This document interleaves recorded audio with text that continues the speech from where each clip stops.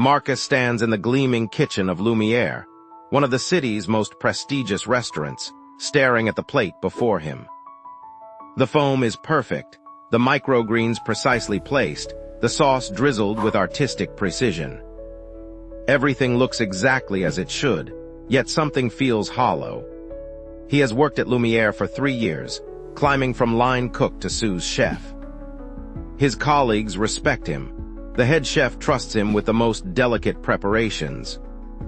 Food critics have mentioned his work by name in reviews. By every measure, he has succeeded. But tonight, as he plates another deconstructed dish, he thinks of his grandmother's kitchen back in Louisiana.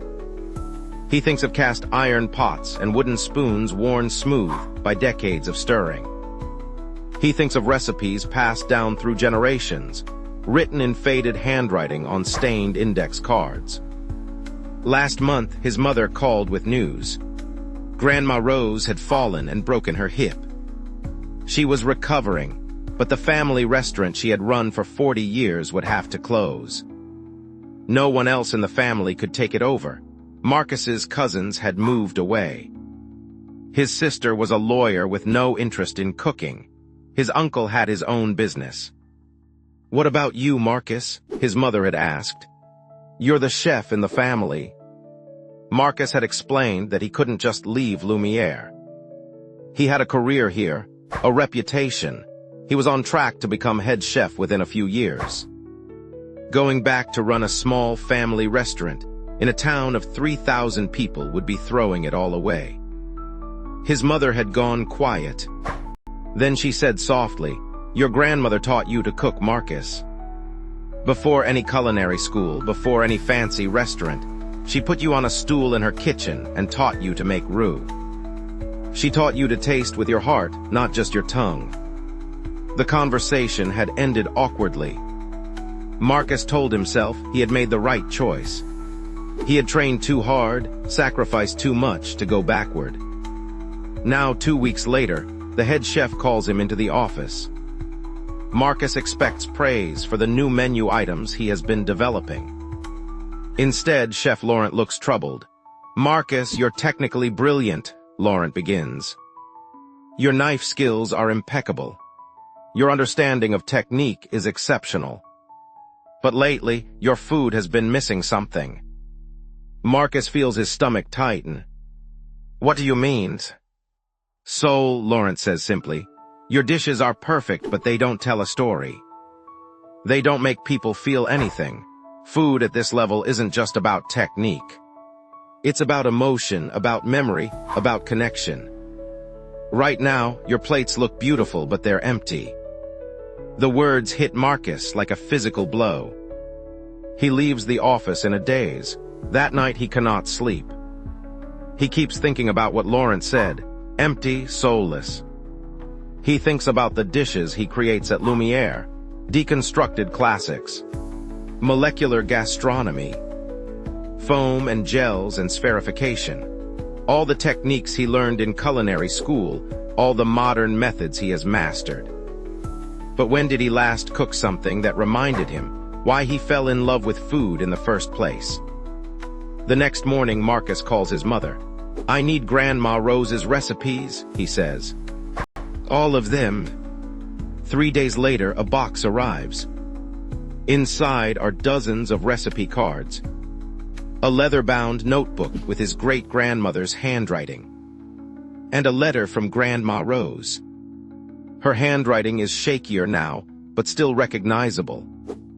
"My dear Marcus," the letter begins, "your mother tells me you want the old recipes. I'm so happy. Not because I think you should cook them exactly as written. These recipes are not museum pieces. They are living things. Each generation adds something new while keeping the heart of the dish alive. Your great-grandmother learned from her mother. I learned from her and added my own touches. Your job is not to copy what I did. Your job is to understand why I did it and then make it your own. That is how tradition stays alive, not by freezing it in place, but by letting it grow." Marcus reads the letter 3 times. Then he opens the recipe notebook and begins to read. Gumbo, red beans and rice. Jambalaya etouffee, bread pudding with whiskey sauce. Each recipe includes notes in the margins. Mama added the file powder here. I use more cayenne than Grandma did. Uncle James liked it with extra andouille. He realizes that these recipes are not just instructions. They are stories. They are conversations across generations. They are his grandmother talking to her grandmother, and now they are talking to him. That weekend, Marcus takes a personal day. He goes to the market and buys ingredients he hasn't cooked with in years. Okra andouille sausage, fresh crawfish. He returns to his apartment and cooks. He makes his grandmother's gumbo, but he doesn't follow the recipe exactly. He uses the technique she taught him for the roux, stirring patiently until it reaches that perfect chocolate color. But he adds his own touches, a splash of white wine, fresh thyme from the farmer's market, a finishing touch of lemon zest that brightens the whole dish. When he tastes it, tears come to his eyes.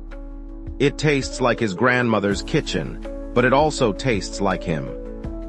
It is familiar and new at the same time. It has soul.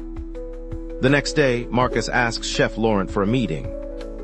He brings a container of the gumbo. Try this, Marcus says. Laurent tastes it slowly, thoughtfully. His expression changes. This, he says, this has soul. Where did this come from? My grandmother, Marcus says. And from me. I've been trying so hard to prove I belong in fine dining that I forgot where I came from. I forgot that my heritage isn't something to leave behind. It's my foundation. Laurent nods slowly. Can you do this with other dishes? Can you bring this feeling, this authenticity, to the menu? Over the next month, Marcus transforms his approach to cooking.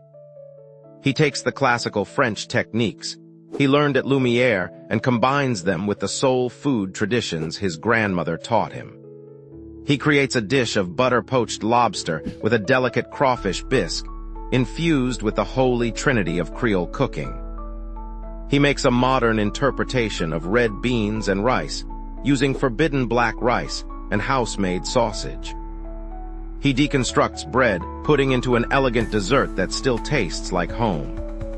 The new dishes become the most talked-about items on the menu. Food critics write about the way Marcus bridges tradition and innovation.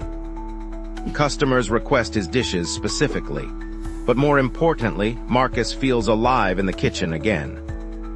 He is not choosing between his heritage and his training. He is honoring both. 3 months later, Marcus visits his grandmother. She is walking with a cane now, but her spirit is strong. They sit in her kitchen, and he tells her everything. I thought I had to choose, he says. I thought respecting tradition meant staying stuck in the past, and being innovative meant abandoning where I came from. But you were right. Tradition isn't about repeating the past exactly. It's about understanding the wisdom in it and carrying it forward in new ways. Grandma Rose takes his hand. You know what makes me most proud? Not that you're using my recipes, but that you understand what they really are. They're not just food, Marcus. They're love letters, their history, their identity. And now you're writing your own love letter to the future, while still honoring the past. Marcus realizes that this is true not just for cooking, but for life. We all inherit traditions, expectations, and legacies from those who came before us. The question is not whether to honor them or forge our own path. The question is how to do both. The strongest trees, Grandma Rose says, looking out the window at the old oak in her yard, are the ones with deep roots and branches that reach toward new sky. You can't have one without the other. Marcus understands now. His heritage is not a chain holding him back. It is roots giving him strength to grow. His innovation is not a betrayal of tradition. It is tradition's natural evolution. He does not have to choose between honoring his past and creating his future. His future is richer because it includes his past. True authenticity comes not from choosing between where we come from and where we're going, but from letting both shape who we are. Our heritage gives us depth. Our innovation gives us wings.